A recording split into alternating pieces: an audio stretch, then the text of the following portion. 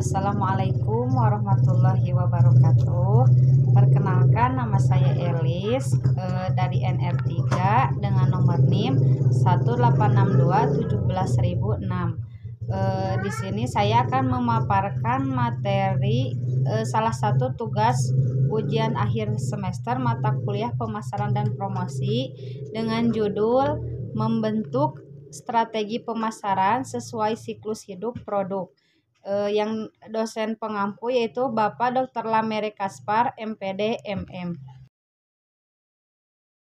Nah, di sini saya akan menjelaskan tentang siklus hidup produk atau product life cycle. Merupakan tahapan-tahapan yang akan kita lalui saat menjalankan strategi pemasaran. Setiap siklus yang ada akan menghadapi situasi dan kondisi yang berbeda-beda, sehingga tantangannya pun akan berbeda di setiap tahapan. Oleh karena itu, diperlukan strategi pemasaran yang tepat untuk setiap tahapan siklus hidup produk. Nah, di sini ada tahapan-tahapan siklus hidup produk. Yang pertama, introduction atau tahapan perkenalan. Yang kedua, grow atau tahap pertumbuhan. Yang ketiga, maturity, tahap pendewasaan. Yang keempat, ada decline atau disebut juga dengan tahap penurunan. Nah, di dalam tahap pengenalan ada strategi pemasaran yang terbagi menjadi 4. Yang pertama ada strategi peluncuran cepat atau bisa disebut juga dengan rapid skimming. Rapid skimming adalah peluncuran launching produk baru dengan harga dan level promosi yang tinggi. Strategi ini dapat diterapkan dengan asumsi sebagian besar target pasar. Kita tidak dapat menyadari produk tersebut, harga yang diminta, brand kita menghadapi persaingan potensial, dan untuk membangun merek. Kemudian yang kedua ada strategi peluncuran lambat atau slow skimming. Slow skimming di sini adalah peluncuran produk baru dengan harga tinggi dan sedikit promosi yang dilakukan. Strategi ini dapat diterapkan dengan asumsi ukuran pasar terbatas. Sebagian besar target pasar mengenali produk kita, pembeli bersedia membayar harga tinggi dan persaingan potensi belum mengancam. Kemudian yang ketiga ada rapid penetration atau strategi penetrasi cepat. Maksudnya di sini adalah peluncuran produk dengan harga rendah dan biaya promosi yang besar. Strategi ini cocok digunakan dengan asumsi target pasar tidak menyadari kehadiran produk. Sebagian pembeli peka terhadap harga, adanya persaingan yang kuat, dan biaya produksi yang akan menurun sejalan dengan skala produksi dengan pengalaman. Yang keempat ada slow penetration atau disebut juga dengan strategi penetrasi lambat. Maksudnya di sini adalah peluncuran produk dengan harga rendah dan promosi yang juga rendah. Gunakan strategi ini dengan asumsi target pasar luas, memiliki kepekaan terhadap harga yang tinggi, dan terdapat beberapa persaingan potensial.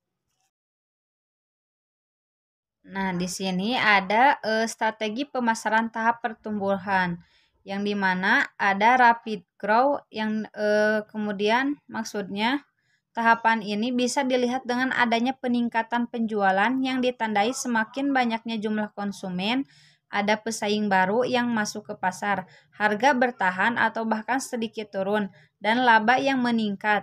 Untuk mempertahankan pertumbuhan selama mungkin, ada beberapa cara yang bisa kita lakukan dalam siklus hidup produk. Yang pertama yaitu meningkatkan kualitas produk.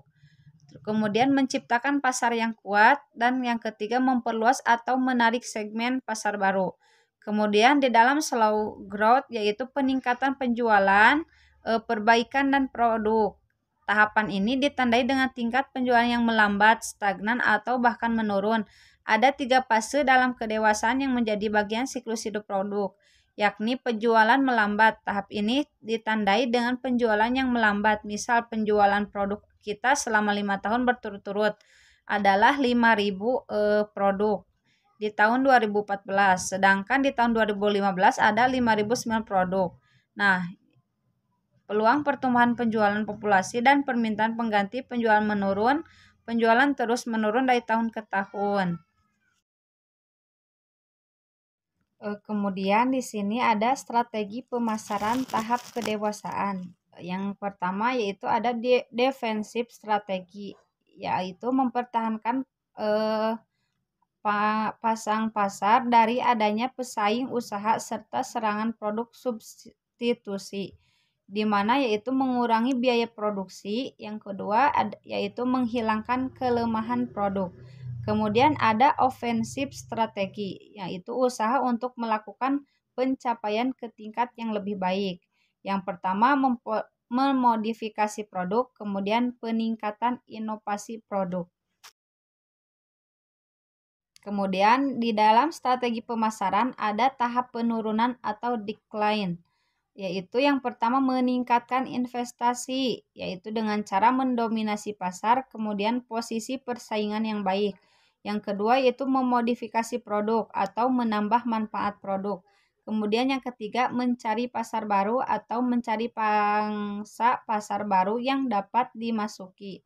Kemudian yang ketiga, bertahan hingga ketidakpastian industri dapat diatasi, sebagaimana dengan meninggalkan pembeli yang kurang menguntungkan, kemudian meningkatkan investasi khusus pada segmen pembeli yang masih memberikan keuntungan. Cara memperpanjang daur hidup produk yaitu yang pertama meningkatkan nilai manfaat dan kegunaan produk yang ditawarkan, seperti pembeli akan meningkatkan pemakaian produknya. Kemudian yang kedua mencari manfaat atau fungsi lain dari produk, di mana pembeli akan meningkatkan pemakaian produknya. Yang ketiga yaitu modifikasi produk atau tampilan baru dari isi, kemasan, takaran, ukuran, dan lain-lain. Kemudian yang keempat, daur hidup produk melakukan pencarian konsumen baru atau mencari segmen pasar dan konsumen baru. Yang dapat saya sampaikan, terima kasih. Wassalamualaikum warahmatullahi wabarakatuh.